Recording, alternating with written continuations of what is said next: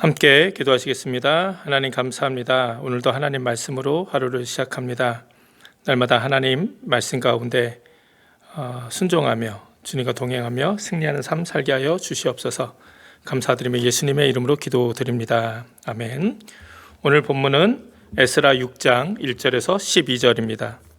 이에 다리오 왕이 조서를 내려 서적 곳간 곧 바벨론에서 보물을 쌓아둔 곳에서 조사하게 하였더니 메데도 앙메다 궁에서 한 두루마리를 얻으니 거기 기록하였으되 고레스 왕 원년에 조서를 내려 이르기를 예루살렘 하나님의 전에 대하여 이르노니 이 전 곧 제사 드리는 처소를 건축하되 지대를 견고히 쌓고 그 전에 고는 60규빗으로 광도 60규빗으로 하고 큰 돌 3켜에 새 나무 1켜를 놓으라. 그 경비는 다 왕실에서 내리라.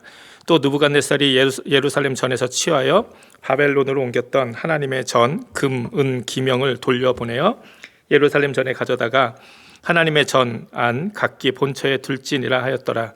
이에 강 서편 총독 다뜨네와 스달 보스네와 너희 동료 강 서편 아바삭 사람들은 그곳을 멀리하여 하나님의 전 역사를 막지 말고 유다 총독과 장로들로 하나님의 이 전을 본처에 건축하게 하라.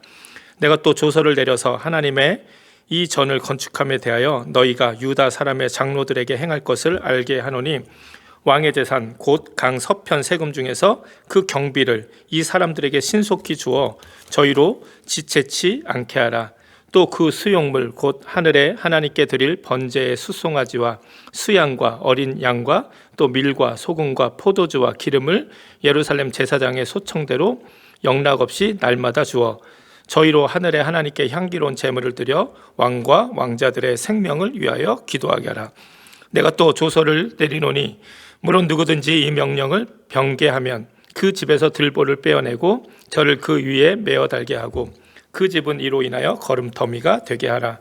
만일 열왕이나 백성이 이 조서를 병개하고 손을 들어 예루살렘 하나님의 전을 헐진대 그곳에 이름을 두신 하나님이 저희를 멸하시기를 원하노라. 나 다리오가 조서를 내렸노니 신속히 행할지어다 하였더라. 아멘. 오늘도 하나님 말씀을 하루 시작한 여러분들에게 하나님의 귀한 은혜가 함께 하시기를 바랍니다. 오늘 본문에서 우리는 위기를 축복으로 만들어주시는 하나님의 역사를 볼 수 있습니다. 우리가 잘 알듯이 대적자들에 의해서 성전 건축이 15년이나 중단되었습니다. 그러나 다시 유다와 예루살렘 사람들이 결단하고 성전 건축을 어려운 가운데도 시작하자 하나님의 역사도 다시 시작되는 것을 보게 됩니다. 중단되었던 성전 건축이 시작되자 또 예상했던 대로 또다시 성전 건축을 고운 시선으로 바라보는 사람들이 아니라 그것을 또 이렇게 반대하는 또 어렵게 하는 세력이 생겼습니다. 그들은 강 서편 지역을 다스리고 있었던 총독 다뜨네와 스달 보스네와 그의 동료들이었습니다. 이들은 예루살렘의 성전이 건축되고 성벽이 재건되는 것에 위기를 느끼고 또다시 이 사실을 다리오 왕에게 알렸던 것이죠. 다리오 왕은 이들의 편지를 받고 바벨론 보물을 쌓아둔 서적 곳간을 조사하게 하였습니다. 정말 이들의 이 유다 사람들의 주장대로 이 성전 건축이 고레스 왕의 명령에 의한 것인지 아닌지 이제 확인하고자 했던 것이죠. 그때 이 서적 곳간에서 고레스 왕의 원년에 썼던 그 조서를 발견하게 된 것이죠. 그리고 분위기는 한순간 반전되었습니다. 그동안 예루살렘 성전 건축을 반대했던 이유는 유다 민족이 자신들의 뜻대로 예루살렘에 돌아간 후에 성전을 건축하고 힘을 쌓고 그래서 이 바사 제국에 반역하려 한다는 의혹 때문이었습니다. 그리고 그렇게 모함을 했기 때문이죠. 이 대적자들이. 그런데 고레스 조서를 발견한 게 되니까 이제 다리오 왕은 이 모든 일의 진실을 알게 된 것이죠. 아무리 대적자가 거짓된 이야기로 모함을 했을지라도 이제 진실이 밝혀진 겁니다.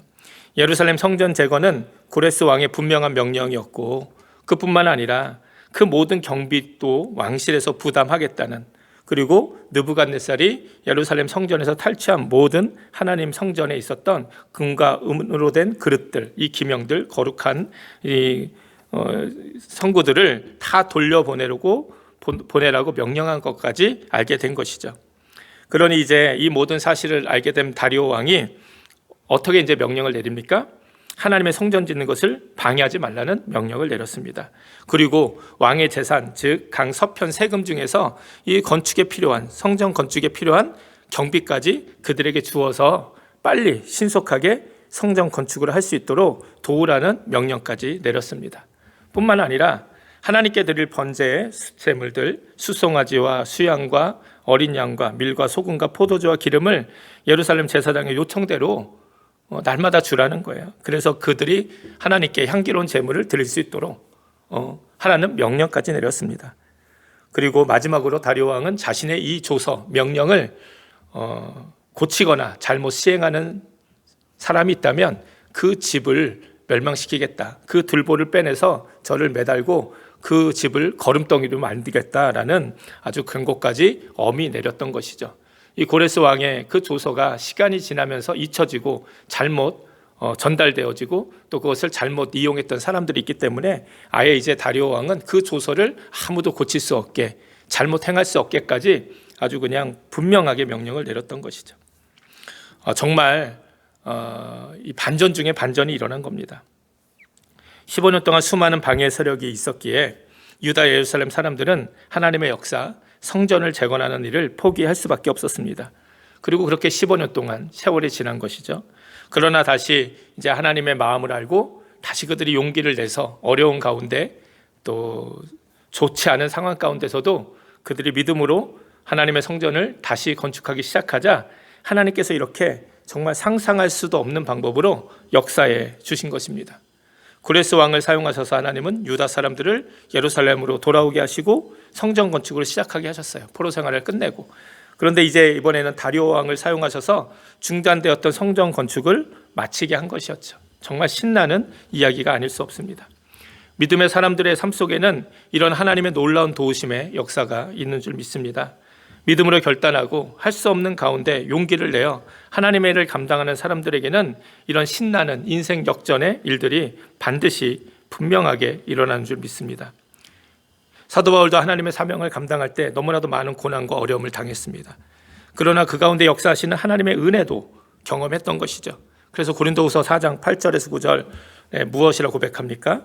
우리가 사방으로 우겨쌈을 당하여도 쌓이지 아니하며 답답한 일을 당하여도 낙심하지 아니하며 핍박을 받아도 버림받지 아니하며 거꾸러뜨림을 당하여도 망하지 아니한다. 이렇게 고백합니다. 어떻게 사도 바울은 이런 삶을 살 수 있었을까요? 그 이유는 바로 고린도후서 4장 7절입니다. 우리가 이 보배를 질그릇에 가졌으니 이는 능력의 심히 큰 것이 하나님께 있고 우리에게 있지 아니함을 알게 하려 함이라. 사도 바울은 예수 그리스도라는 보배를 이 질그릇과 같은 자신의 인생, 자신의 삶 가운데 모시고 살고 있었다는 거예요. 그리고 언제나 하나님의 사명을 품고 살았죠. 그래서 정말 어렵고 힘든 가운데서도 정말 사방으로 우겨쌈을 당하는 것 같은 답답한 일을 당하고 핍박을 받아도 그렇게 거꾸러뜨림을 당해도 그 사명을 포기하지 않고 그것을 예수 그리스도를 그 중심에 품고 그 보배 예수 그리스도를 중심에 품고 살아갔더니 어떻게 하셨다는 거예요? 하나님의 능력이 자신의 삶 가운데 나타났다는 거예요. 사명을 품고 하나님의 그 귀한 뜻을 품고 살아가는 사람들 가운데는 반드시 이렇게 하나님의 능력이 나타나는 줄 믿습니다. 모든 것을 합력하여 선을 이루시는 하나님의 은혜를 경험하게 될 줄 믿습니다. 이 은혜의 역사는 오늘 저와 여러분도 누릴 수 있습니다. 환경과 상황에 부딪혀서 두려워하고 포기하고 하나님의 일을 아무것도 하지 못하면 않으면 우리 삶 가운데는 아무 일도 일어나지 않습니다. 마치 11년 동안 어려움 때문에 성전 건축을 포기하고 그냥 다시 돌아온 땅 유다 베들 예루살렘에서 그냥 살았던 사람들에게는 아무런 일이 일어나지 않았던 것처럼 말입니다. 아니 오히려 그 삶이 더욱더 어렵고 힘들어진 것을 우리가 알 수 있습니다. 그러나 고난과 핍박 중에서도 다시 하나님의 귀한 일을 시작하고 그 사명을 품고 살았더니 그 삶 가운데 들 가운데 놀라운 하나님의 은혜 역사가 일어나게 된 것이죠. 오늘 우리들도 마찬가지입니다. 어렵다고 힘들다고 누가 방해한다고 그냥 내가 아무것도 하지 않으면 하나님의 일을 멈추고 중단해버리면 아무 일도 일어나지 않습니다. 그러나 믿음으로 다시 우리가 주님의 놀라운 사역을 감당하면 놀라운 하나님의 은혜가 경험되어지게 될 줄 믿습니다. 사람을 바꾸시고 마음을 바꾸시고 상황을 바꿔주시는 분은 오직 하나님 뿐이십니다. 나의 대적자가 오히려 조력자가 되고 나를 미워했던 사람들이 오히려 나를 격려해주고 도와주는 사람이 되는 이런 은혜의 역사는 오직 하나님만이 하실 수 있는 줄 믿습니다. 하나님은 결코 하나님 앞에서 신실하게 주님의 몸된 교회를 위해서 주님의 일을 감당하는 사람들, 그런 교회를 하나님께서는 내버려 두지 않으십니다. 얼마 전에 제 동기 중에 한 명이 한국에서 목회를 하는데 이런 어려운 소식을 알려왔습니다. 어려운 가운데서도 열심히 목회하고 교회가 부흥해서 교회 예배당을 구입을 했대요. 그리고 그것을 이제 비영리 단체로 해서 교회 이름으로 구입을 했습니다. 그리고 1년 후에 이제 감리교 법에 따라서 감리교 유지재단에 그 건물을 이제 집어넣으려고 했다는 거예요. 집어넣었다는 거예요. 그러니까 모든 일이 다 마무리된 줄 알았는데 갑자기 엄청난 세금이 교회로 날라왔다고 합니다. 이유는 이 비영리 목적으로 교회를 구입을 할 때 이 모든 세금이 면제됐는데 비영리 단체니까. 그런데 법적으로 3년 안에 그 용도나 명의를 바꾸게 되면 그 면제됐던 세금을 다시 부과한다는 거예요. 그런데 이제 교회 이름에서 감리교 유지재단 이름으로 이름이 바뀌었기 때문에 그 명의가 바뀌었기 때문에 면제받았던 세금 거의 8천여만 원, 뭐 수수료까지 다 하면 거의 1억 원 정도 되는 엄청난 금액을 세금으로 다시 내라는 통보를 받은 거예요. 그러니까 이 친구와 교회가 얼마나 당황했겠습니까? 자신들은 하나님의 몸된 교회 열심히 사역을 해서 예배당을 구입했고 그다음에 감리교 법에 따라 충실하게 이행하기 위해서 그것을 유지재단에 편입한 그냥 감리교 법대로 한 것밖에 없는데 이런 어려움을 당한 거예요. 그리고 처음에는 이 감리교 유지재단도 어쩔 수 없는 일이다, 법이 그렇다, 이렇게 이야기하면서 책임을 이 교회에다 돌리는 거죠. 법을 알지 못하고 그렇게 했기 때문에. 근데 여러분 얼마나 참 기가 막힌 일입니까? 이 친구 목사나 그 교회는 감리교 법을 아주 정직하게 따르려고 했던 이유밖에 없어요.